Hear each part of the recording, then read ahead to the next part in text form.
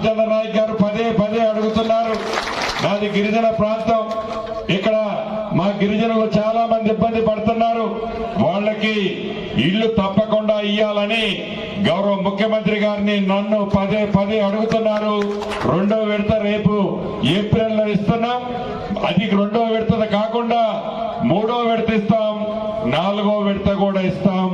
ప్రతి గ్రామంలో అర్హులైన పేదవాళ్లకి ఇందిరమ్మ ఇల్లు ఇచ్చే బాధ్యత మీది, నాది, ఈ ప్రభుత్వాన్ని.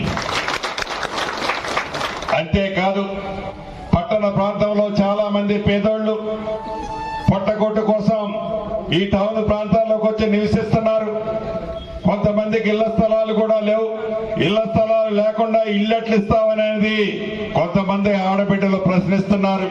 తప్పకుండా ఈ వేదిక మీద నుంచి రామచంద్రన్నకి చెప్తున్నాను, ఆ శాఖ మంత్రిగా అధికారులకు కూడా ఆదేశిస్తున్నాను, ఎక్కడైతే ఇళ్ల స్థలాలకు సంబంధించిన యోగ్యమైన భూమి ఉందో పట్టణాలలో ఆ యోగ్యమైన భూమిని గతంలో తీసుకొని నిరుపేదలకి తప్పకుండా ఇవ్వాలని కూడా రెవెన్యూ అధికారుల్ని ఈ వేదిక మీద నుంచి ఆదేశిస్తున్నాను. వాటిని ఐడెంటిఫై చేసి ఎమ్మెల్యే గారితో మాట్లాడి అర్హులైన పేదవాళ్లకి మనం అనుకున్నట్టు 72 గజాల చొప్పున వాళ్ళందరికీ కూడా లిస్టు ఫైనల్ చేసి ఇవ్వాలని అధికారుల్ని ఆదేశిస్తూ, చివరగా మీకు చెప్పదలుచుకున్నది ఒక్కటే, ఈ పేదవాళ్ల ప్రభుత్వం కావాలని ఆనాటి మీ అందరి కష్ట ఫలితంతో తెచ్చుకున్నాం. కళ్ళబల్లి మాటలతో అనేక మంది మారు వేషాలతో మీ దగ్గరకు వస్తారు. ఏ వేషంలో వచ్చినా మీరు నిగ్గదీయండి, నిలబెట్టండి.